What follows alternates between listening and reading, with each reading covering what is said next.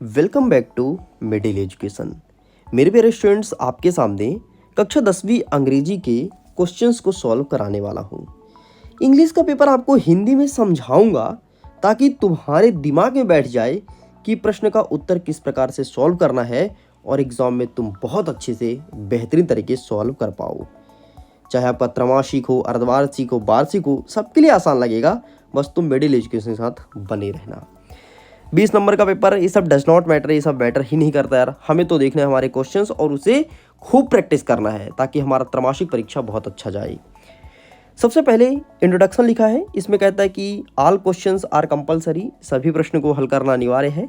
Marks are indicated in front of each question, कौन सा प्रश्न कितने नंबर का रहेगा इसके सामने दिया गया है। ठीक है, प्रश्न क्रमांक पहला कह रहा है कि answer the following questions in about 30 words any 3। हमें कोई 3 प्रश्न का उत्तर देना है। ठीक है, यहाँ पे 4 प्रश्न दिया गया है और प्रत्येक प्रश्न के लिए 2 अंक दिया जाएगा, ऐसा हमारा प्रश्न कह रहा है। ठीक है, यहाँ पे कुछ क्वेश्चंस हैं और यहाँ पर जितने भी क्वेश्चंस हैं ना, अच्छे से तुम रट लेना। रटना क्यों है? क्योंकि यही सारे के सारे क्वेश्चंस आपके त्रैमासिक परीक्षा में भी देखने को मिलेगा।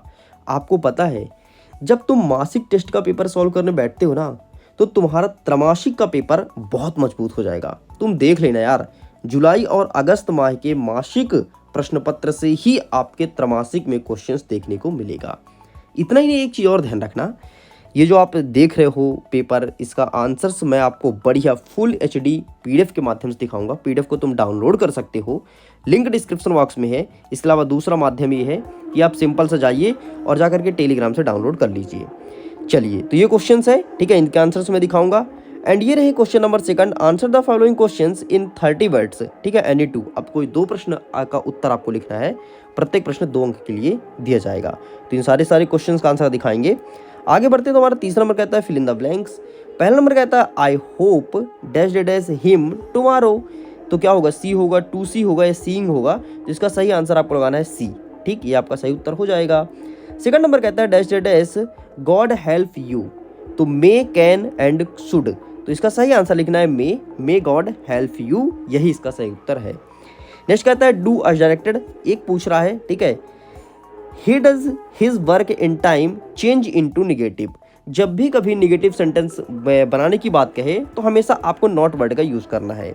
जैसे ये बनेगा he does not his work in time, बस इतना करना है। सॉरी, ही डज नॉट के बाद आपको लगाना है do his work in time. Complete, बाकी लिखित दिखाऊंगा, टेंशन मत लो, बेहतरीन तरीके से। फोर्थ नंबर कहता है on the basis of picture given below right a short story in about 75 words. अब आपको एक चित्र दिया गया है, चित्र आप देख सकते हैं कुछ इस प्रकार से। इसमें से आपको स्टोरी लिखना है 75 शब्दों में। स्टोरी में दिखाऊंगा कैसे लिखना है और स्टोरी किसके ऊपर लिखना है। तो यहाँ पर लिखा गया सेव अर्थ सेव वाटर, मतलब हमें पृथ्वी बचानी है और पानी को भी बचाना है। Got it? आगे देख सकते हैं, नेक्स्ट हमारा कह रहा है 5वां number, write an application to your principal request him to issue your school leaving certificate. मतलब अपने प्रिंसिपल साहब को एक आवेदन पत्र लिखना है, किसके लिए? SLC, स्कूल लिविंग सर्टिफिकेट, या इसी को TC भी बोला जाता है, इस चीज़ को ध्यान रखिएगा। चलिए, तो अब फटाफट हम देख लेते हैं। ये रहे आंसर्स हमारे क्या क्या है। तो यहाँ पे देखो, पहले का आपका हो गया सी, दूसरे का मे हो गया। ठीक है, इसी का बी का क्या हो गया? ये आंसर लिखा है he does not do his work in time, ये कंप्लीट होता है। नेक्स्ट आगे बढ़ते हैं, तो ये रहा प्रश्न क्रमांक 1 का पहला का उत्तर। ठीक है, तो आप इसका स्क्रीनशॉट ले लीजिए बाकायदे से। आगे बढ़ते हैं, तो ये रहा प्रश्न क्रमांक 2 का उत्तर, तो आप इसका स्क्रीनशॉट ले लीजिए। ठीक है, आगे बढ़ते हैं, तो ये रहा आपके सामने प्रश्न क्रमांक 3 का उत्तर, तो आप इसका स्क्रीनशॉट ले लीजिए, बढ़िया इसे लिख करके आना। ठीक है, ये रहा आपके सामने प्रश्न क्रमांक 4 का उत्तर, तो आप इसका स्क्रीनशॉट लीजिए। ठीक है जी, ये रहा।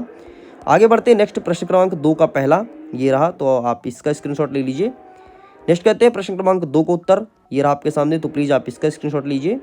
आगे बढ़ते हैं, ये रहा 3 का उत्तर, तो आप इसका स्क्रीनशॉट ले लो। इस प्रकार से आपके सारे क्वेश्चन आंसर्स कंप्लीट हो चुके हैं।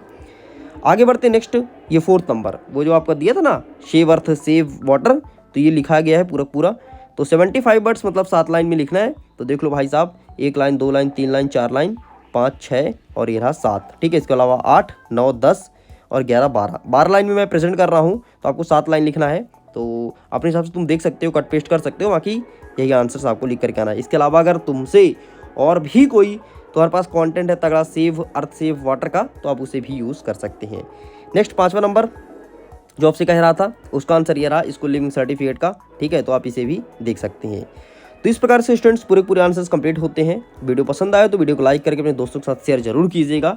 मिडिल एजुकेशन से एक बार जुड़ जाओ, बहुत तगड़ा कंटेंट देता है और सीधे इसका टारगेट रहता है वार्षिक परीक्षा, छोटे मोटे एग्जाम को मैं टारगेट नहीं करता हूँ। Got it? तो स्टूडेंट्स मैं उम्मीद करता हूँ आप समझ पाए होंगे। बाकी जुड़ के देखो, बहुत फायदा मिलेगा और हमारे पुराने वीडियो को तुम चेक कर सकते हो। वीडियो को एंड करता हूँ, पीडीएफ को डाउनलोड जरूर कीजिएगा, लिंक डिस्क्रिप्शन बॉक्स में है।